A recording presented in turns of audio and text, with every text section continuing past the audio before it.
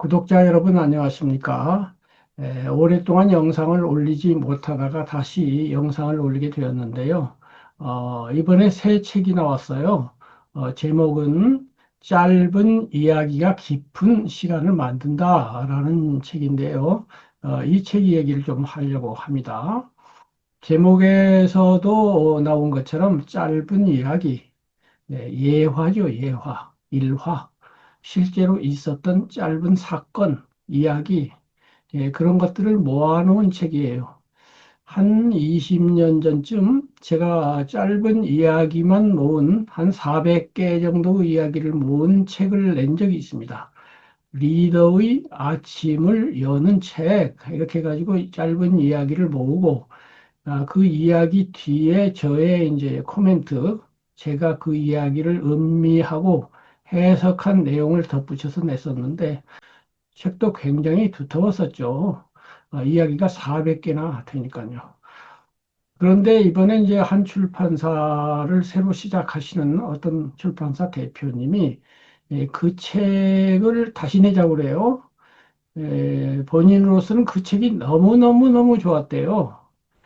한 번도 두 번도 아니고 굉장히 많이 읽었답니다.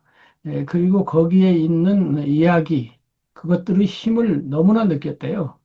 그래서 그걸 다 내지 말고 400개 이야기 중에 간추려서 자기가 아주 감명 깊게 읽은 이야기만 모아서 다시 내자 해가지고 이제 정리해서 냈는데, 시대도 많이 변했고 하니까 이 시대에 맞추어서 이야기도 가공을 새로 하고, 거기에 덧붙이는 저의 의견도 다듬어서 그렇게 내자 해가지고 낸 책이 짧은 이야기가 깊은 시간을 만든다 이렇게 됐는데, 책 제목도 출판사 측에서 정한 건데, 이 출판사 대표님이 대단하시더라고요.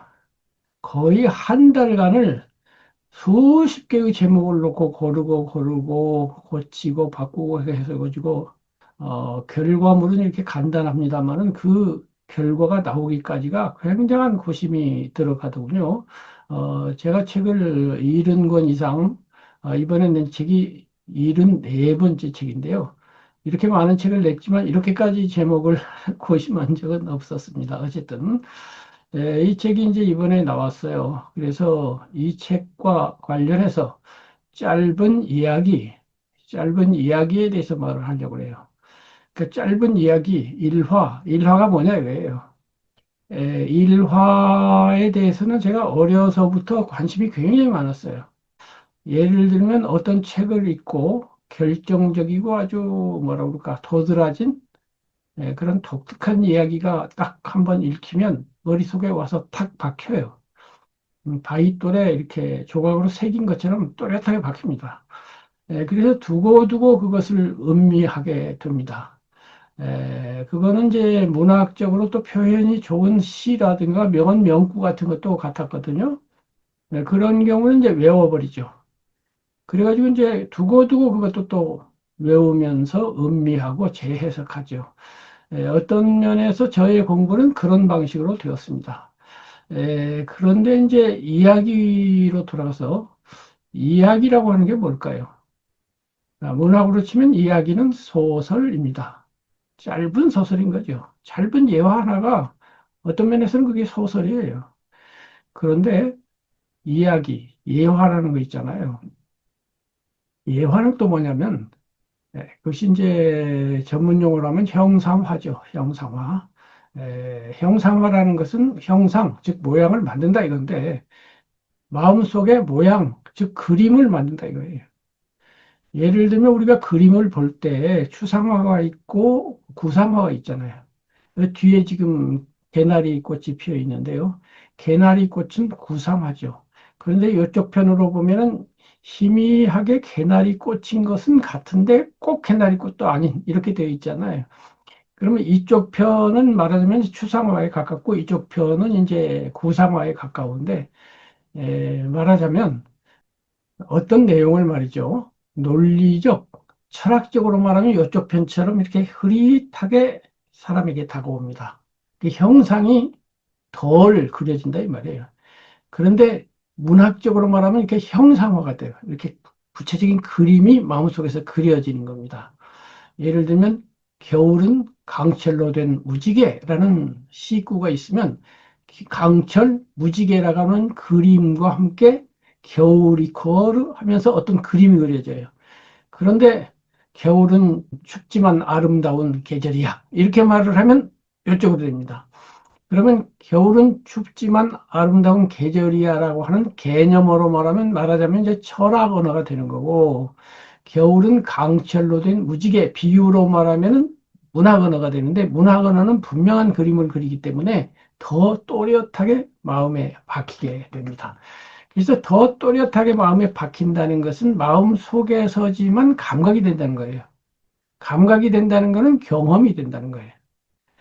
그런데 이것이 이제 이야기가 된단 말이죠. 로미오와 줄리엣 이야기가 되면 로미오라는 그림, 줄리엣이라는 그림, 두 사람의 사랑해가는 과정이라는 그림이 동영상으로 형상화가 된 거예요.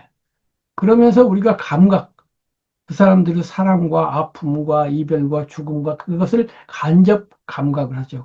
감적 감각을 한다는 것은 경험한다는 것이고, 그래서 같이 웃고 울면서 감동을 하게 되는 겁니다.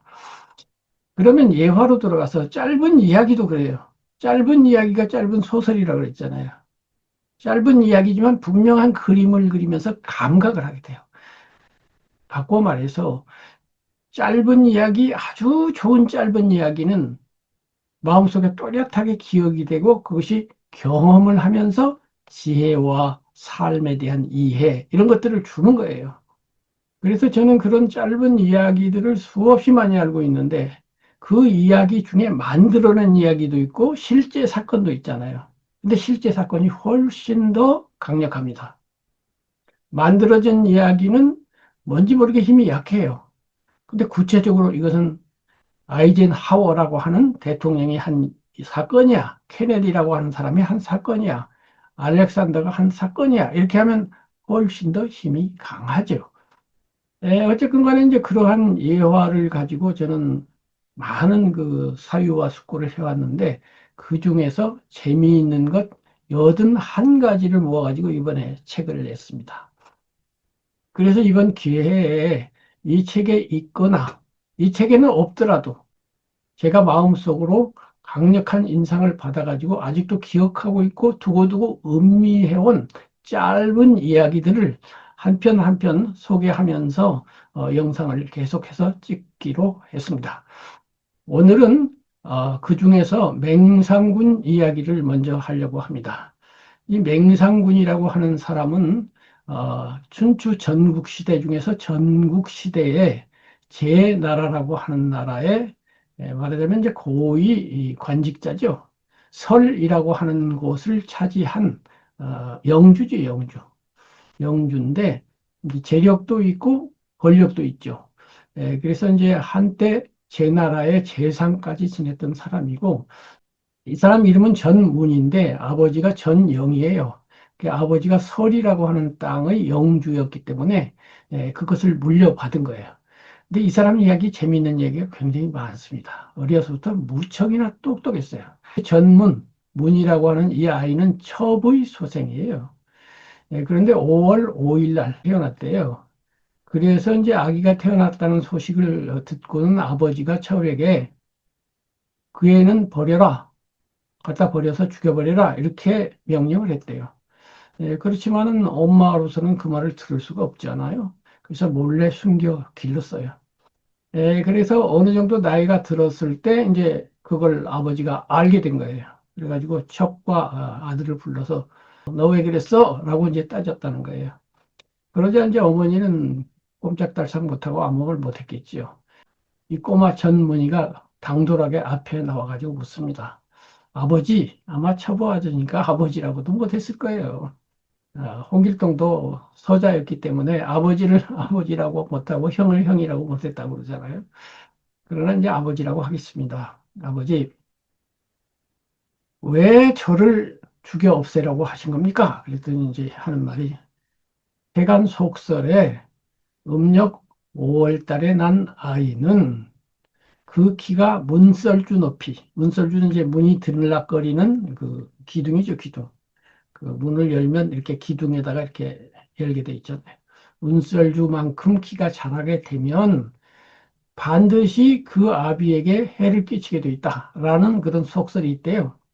그래서 내가 없애라고 그런 거다. 그랬더니 이 꼬마가 하는 말이 그렇다면 여쭤보겠는데요.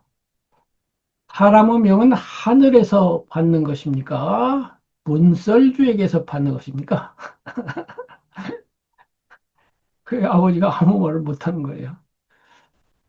만약 사람의 명을 하늘에서 받는 것이라면 아버지께서 걱정하실 것이 무엇입니까? 또 문설주에서 받는다고 하더라도 걱정할 건 전혀 없습니다. 문설주는 얼마든지 높이면 되지 않습니까?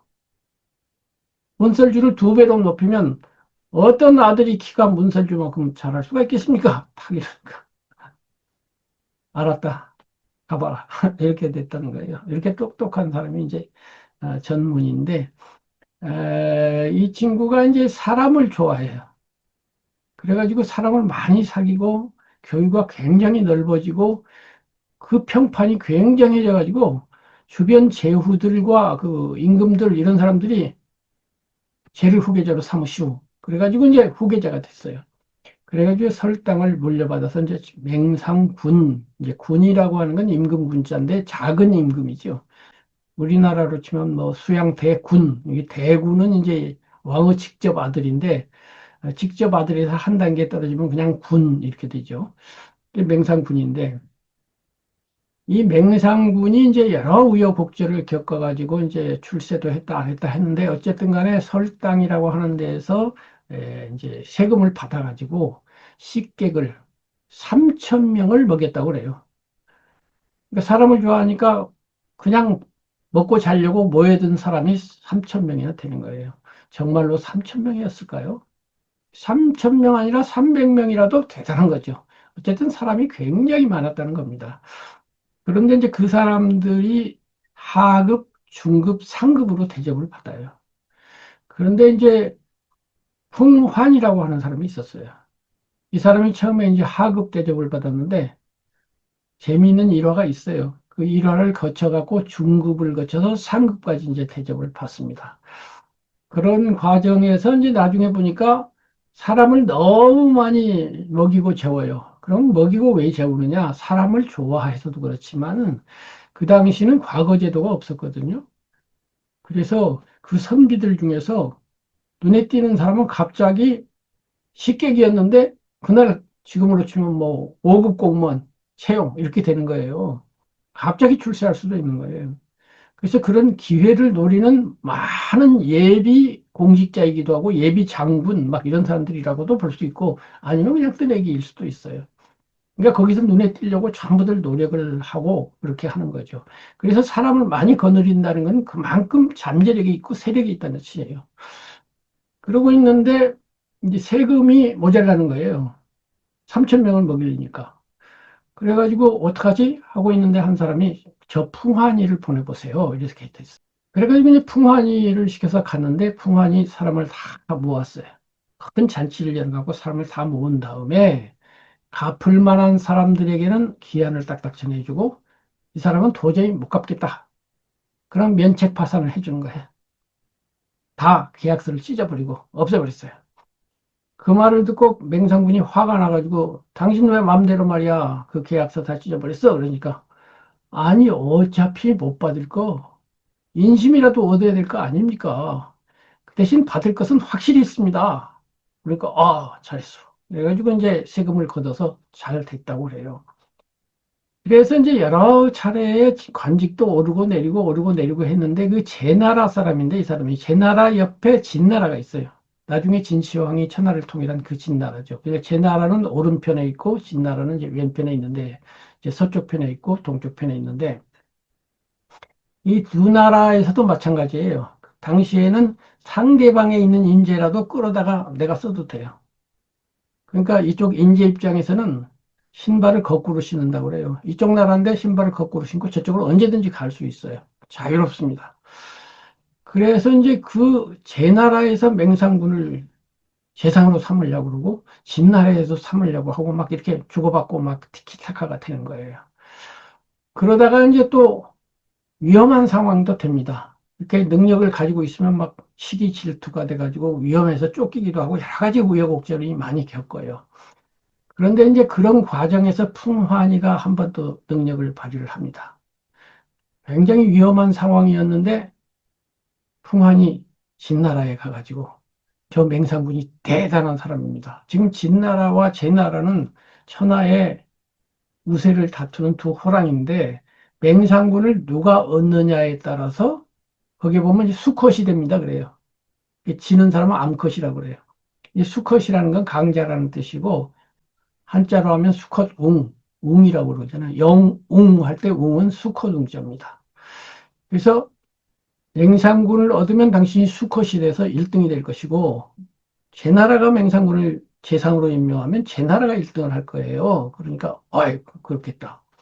그래가지고 이제 맹상군을 초빙하라고 황금 11, 황금하고 수레 10승, 1승은 이제 수레도 이렇게 4마리의 말이 끌거든요. 4마리의 말이 끄는 한 대의 수레를 1승이라고 합니다. 그러니까 10승이니까 40마리의 말과 10대의 수레를 보내고 거기다 황금을 채워가지고 이제 초빙을 하는 거예요.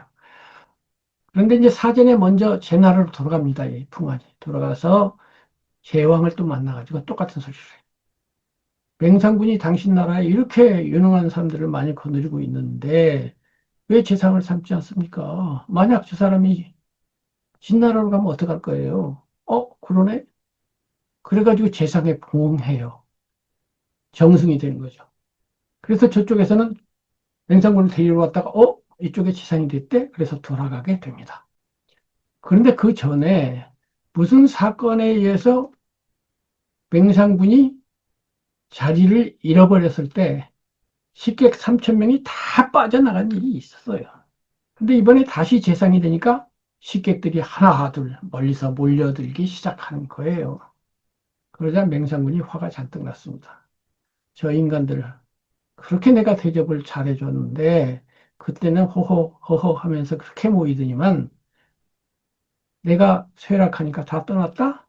근데 이번에 다시 재상이 되니까 또 몰려든다? 저런 조변 섞게 하는 저런 싸구려 같은 인간들 내가 혼을 내줘야지. 면박을 해줘야지. 이렇게 했어요. 그때 이제 풍환이 옆에 있었거든요. 그 말을 듣고 풍환이 수레에서 내려가지고 절을 합니다. 그러자 맹상군이 물어보죠. 풍 선생은 왜 나한테 절을 하는 겁니까? 그 식객들을 대표해서 나에게 사과를 하는 건가요? 그랬더니 그렇지 않습니다. 지금 군께서 큰 실언을 하셨기 때문에 제가 감히 그것을 충고해 드리려고 예의로서 이렇게 절을 한 겁니다. 그 충고가 뭔지 들어봅시다. 그러자 이제 풍한이 결정적인 말을 합니다. 여기가 요점입니다. 사물에는 반드시 그렇게 되는 것이 있고 일에는 당연히 그러한 것이 있습니다.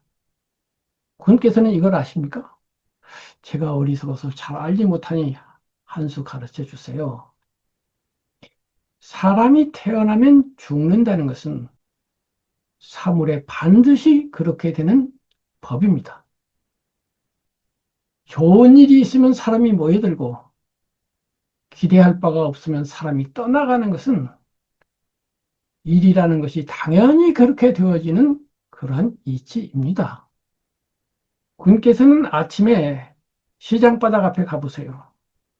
사람들이 물밀듯이 밀려 들어옵니다. 그런데 해 얼음역이 되면 거기에는 아무도 사람이 없습니다. 그것은 왜 그러합니까? 사물의 반드시 그러한 이치가 바로 그렇습니다. 아침에는 시장에서 사고 팔 것이 있어서 기대하는 바가 있어서 사람이 모여듭니다. 그리고 저녁에는 기대하는 바가 없기 때문에 사람들이 다 떠나갑니다. 그렇다면 군께서 재상이시고 세력이 있고 힘이 있을 때 많은 사람들이 기대하는 바가 있어서 물밀듯이 3천 명이나 몰려왔습니다. 그리고 군께서 힘을 잃으니까 물밀듯이 빠져나갔습니다. 군은 시장이시고 그 사람들은 시장에 가는 객들인 겁니다. 그것은 원래 옛날부터 그랬고 지금도 그렇고 앞으로도 영원히 그런 사물의 당연히 그러한 이치입니다. 근데 군께서는 아직도 그것을 모르고 계십니까? 그래서 어린아이처럼 떠나간 사람들을 원망하고 이제 오는 사람들을 꾸짖겠다고 하시는 겁니까? 명상분이 워낙 총명한 사람이니까 금방 알아들었죠. 수레에서 내려서 두 번 전하면서 잘 배웠습니다. 이런 말씀을 듣고 나서 어떻게 제가 받아들이지 않을 수 있겠습니까? 웃으면서 빈객을 맞이하겠습니다. 라고 했다는 것입니다. 바로 어제 은퇴한 목사님이 제 주변에 계시거든요. 근래에 자주 뵙고 있어요. 한 2, 3년 전부터 한 달에 두세 번 이상, 서너 번 이렇게 찻집에서 만나거든요. 식사를 같이 했는데 어제는 식사를 같이 하고 차를 마시고 대화를 나누면 한 3시간, 어느 경우는 한 5시간씩 시간을 보냅니다. 종교는 저와 다르죠. 저는 불교를 베이스로 하고 모든 위대한 현철들의 말씀을 종합하는 그런 입장이고 그분은 이제 개신교, 기독교 입장이신데 그럼에도 불구하고 열려있는 분이어서 많은 대화가 돼요. 그리고 서로 많이 탁마가 돼요. 저도 그분에게서 배우고 그분도 제게서 배워요. 그런데 이제 이런 이야기를 하는 과정에서 그런 말씀을 나눴어요. 주변에 보면은 지식도 많고 선교도 잘하고 신자도 많고 교회도 크고 뭐 이른바 성공한 목사님들이 친구 내지는 지인들이 많이 있다는 거예요. 근데 그런 분들 중에 어떤 분은 마음이 가. 내 마음이 이렇게 뭔가 근친해지는 거죠. 근데 어떤 분은 성공은 하기는 했는데 어쩐지 마음이 안 가. 이런 분도 있다는 거예요. 그래서 이제 그 말씀을 제가 해석하는 과정에서 이 풍환과 맹상군 이야기를 해드렸어요. 예를 들면 마음이 가는 사람과 마음이 안 가는 사람에 대해서 마음이 가는 사람은 문제가 안 돼요. 마음이 안 가는 사람. 내가 보기엔 저건 좀 아닌 것 같아. 세상적인 입장에서는 성공을 했는데 뭔가 그 성공이 진짜 성공 같지가 않아. 내적인 성공, 순수한 성공, 마음의 성공, 영적인 성공 같지가 않고 세속적인 성공, 사업적인 성공인 것 같아. 저는 이것은 이제 광장과 안방이라고 하는 것으로서 이야기하는데 광장, 남들의 평가를 받는 이 광장이잖아요. 이제 세속, 세간, 정치, 경제, 사회적 이런 성공이에요. 안방은 이제 자기 혼자 있는 나만의 공간 안에서 나의 양심, 나의 내면, 나의 행복, 나의 가치 이런 거죠. 그래서 아니다 싶다는 건 뭐냐면 사회적으로는 성공한 것 같은데 그 사람의 안방이 과연 정말 기독교인인가? 과연 정말로 예수님의 제자인가? 정말로 하느님을 사랑하는 것인가? 라는 의문이 든다는 뜻이에요. 말하자면 사업적으로 수많은 사람을 모았지만은 실제로는 그분이 하느님과 예수님을 도구로 삼아서 내 사업을 킨 거예요. 선교를 한 게 아니에요. 내 사업을 한 거예요. 다만 판매가 의복을 팔고 신발을 판 게 아니라 하느님이라고 하는 상품을 파는 거예요. 그렇지 않아요? 이렇게 정리는 안 됐지만 직관적으로 그걸 아는 거야. 순수하지 못함을 보면서 저건 아닌데 이른바 회칠한 무덤이라는 말이 있잖아요. 예수님의 표현이 있지만 회칠, 하얗게 깨끗하게 칠했지만 속은 무덤이야. 회칠이라는 건 깨끗한 건데 이 깨끗한 건 성공이에요. 5천 명, 5만 명의 신자가 있어. 막 존경받아. 근데 그 속에 들어가 보면 예수님이나 하느님이 없어. 나를 드러내기 위한 도구로서만 사용한 거예요. 이런 경우에 직관적으로 딱 느끼거든요. 그거 아니다. 이제 그런데 요점은 거기에 있지 않아요. 그러한 사람, 진정한 가치를 추구하지 않거나 덜 추구하는 사람. 저의 이 말씀이 세속적인 성취가 무의미하다고 말하는 건 아니에요. 세속적인 성취는 반드시 필요합니다. 저 자신도 물질이 필요하고 돈이 필요해요.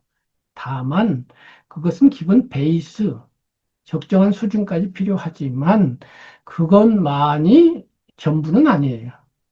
그것을 1층으로 잘 해놓고 그 위에 2층이라고 하는 가치가 올라가야 된다. 이 말을 하는 것이지 1층 필요 없다고 얘기하지 않아요. 1층 없는 2층은 없으니까요. 1층만 있거나 혹은 1층과 2층의 가치가 뒤집어져서 1층이 최고 가치이고 2층은 하위 가치가 되는 수단이 되는 이렇게 되면 안 된다는 거죠. 하느님이 수단이 되고 그것을 가지고 물질적인 추구를 한다. 이거는 거꾸로 된 거잖아요. 근데 물질적인 교회 절 있어야죠. 그러나 그 교회 절이라고 하는 그릇에 담긴 과일이 문제죠. 과일을 없는데 그릇만 예쁘면 뭐 할 거예요? 또는 그릇이 잘못돼서 과일을 손상시키면 안 되잖아요. 그걸 말씀드리는 겁니다. 어쨌든 간에 요점은 그것이 아니고 풍화론으로 돌아가서 사물의 당연히 그러한 이치에 대해서 말씀을 드리고 싶은 거예요.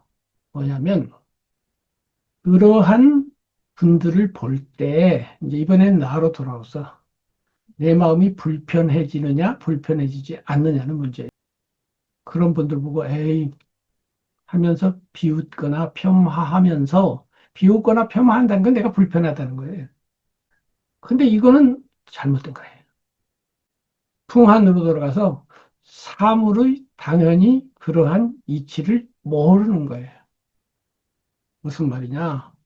세상 사람들이 세속적 가치를 추구하고 명예를 추구하고 돈을 추구하고 많이 사람이 모이는 걸 성공이라고 생각하고 벌떼같이 몰려드는 것은 옛날부터 그랬고 지금도 그랬고 앞으로도 그러한 사람의 당연히 그러한 경향성입니다. 모두 다 시장으로 몰려가는 거예요. 원래 사람은 그렇게 돼 있어요.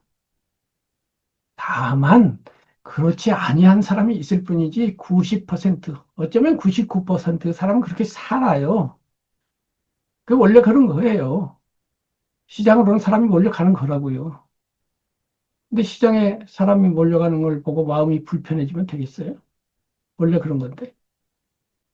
그러니까 그런 분들을 보기는 보고 알기는 알되 그 가치가 전도되어서 예수님, 하느님이라고 하는 분들을 수단으로 삼아서 자기의 명예, 자기의 돈, 자기의 명성을 키우는데 이용하는 건 나쁜 거죠.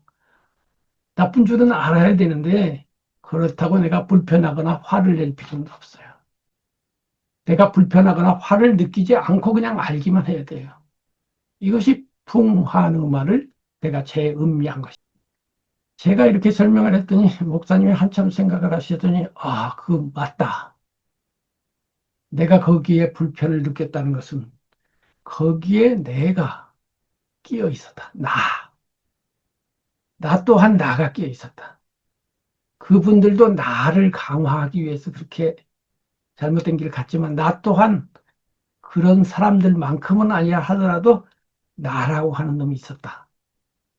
그동안에 우리는 수없이 나 이야기를 했거든요. 문제는 나라는 것이다. 나 관념이라는 것이다. 나 관념이 있기 때문에 희비애락이 일어나고 불편이 일어나는 것이다. 이런 얘기를 많이 했었기 때문에 거기에 근거해서 그런 말씀 하시더라고요. 그래서 제가 굉장히 감사하기도 하고 제가 말씀드리고자 하는 요점을 잘 짚으시는구나 하는 걸 느끼기도 했어요. 그래서 우리 삶으로 돌아오자고요. 우리 삶으로 돌아와서 예를 들면 뭐 아내와 혹은 자식과 어떤 문제가 생겼을 때 한편으로는 내 마음에 안 들거나 저래서는 안 되는데 하는 부분이 있을 때 두 가지 관점이 동시에 존재해야 된다고 봐요. 마치 바른 길을 가지 않는다고 느끼는 목사님을 보고 바른 길을 가지 않네? 라고 하는 첫 번째 관점과 대부분 사람은 바른 길을 가지 않으니까 당연히 그러한 있으니까 그 바른 길을 가지 않네 하고서 알 뿐 내가 마음의 충격이나 번뇌가 되지 않는 그냥 아는 거예요. 원래 사람들은 그런 거니까 하고 그냥 가볍게 혹은 무판단적으로 이렇게 넘길 수 있는 나의 내적 안온과 평화는 해치지 않는 영향받지 않는 그러한 심리를 유지하는 것. 요 심리가 강화되면 이른바 해탈이 되거든요. 모든 문제가 문제가 안 되는 거예요. 이 두 번째 관점에서는 어떤 것도 문제가 안 돼요.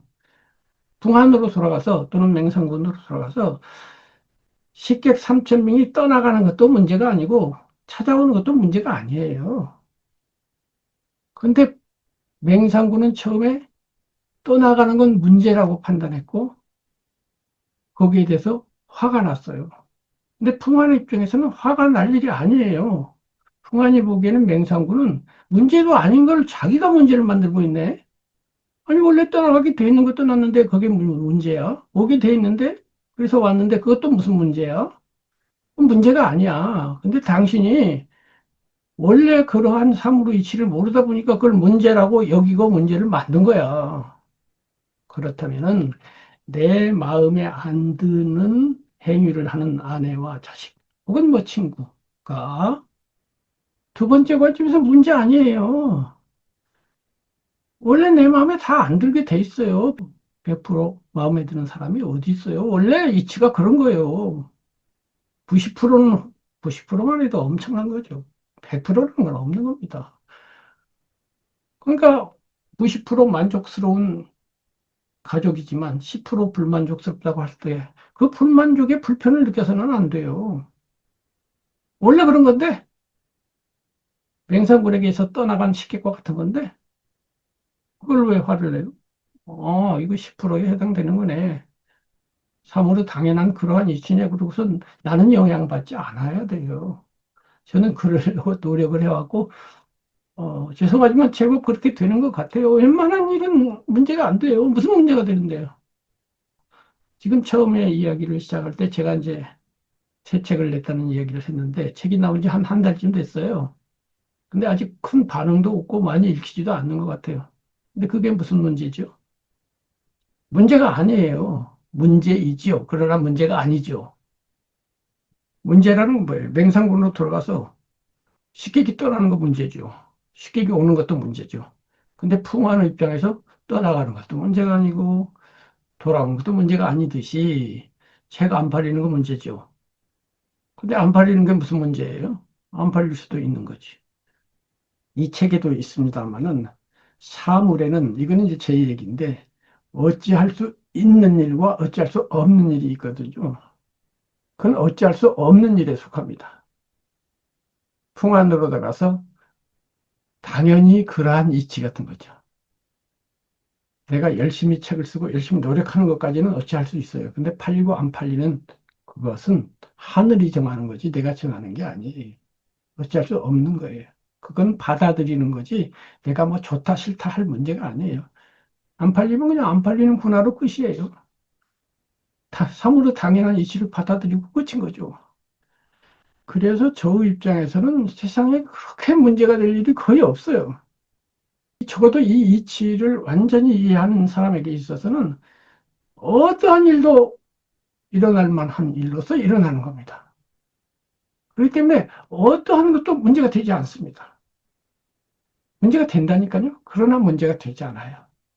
왜냐하면 사물의 당연한 이치를 생각할 때 모든 문제는 그 자체가 문제인 것이 아니고 그것을 문제로 받아들이는 나의 의식 구조, 나의 생각의 한계, 맹상군 스타일의 사고가 문제를 만드는 거지 풍한 스타일의 사고에서는 아무것도 문제가 되지 않는다 이런 겁니다. 근데 이렇게 길게 이야기한 내용이 이번 책에 길게 나올 수는 없어요. 이거 다 이야기하다가는 다 질려서 안 읽을 겁니다. 그러나 이치는 그러합니다. 예, 오늘은 맹상군과 풍환을 중심으로 이번에 제가 낸 책 짧은 이야기가 깊은 시간을 만든다 이야기를 해봤어요. 다음에는 다른 예화로서 또 삶에 대해서 생각하고 검토해 보도록 하겠습니다.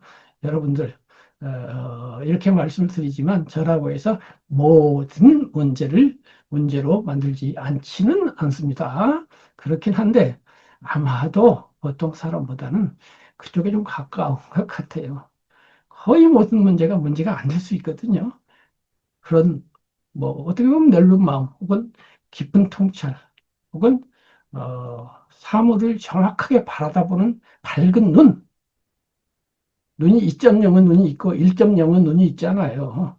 사물과 세상의 이치를 1.0으로 보던 눈을 2.0으로, 2.0까지는 안 되더라도 1.5로 더 밝게 보아서 사물의 당연한 이치를 통찰하면 0.5 더 밝아진 그만큼 더 자유로워지고 활동 공간이 더 넓어지고 삶에 대해서 더 스트레스와 번뇌와 힘듦과 그런 문제를 경험하지 않게 돼요. 자유롭게 돼요.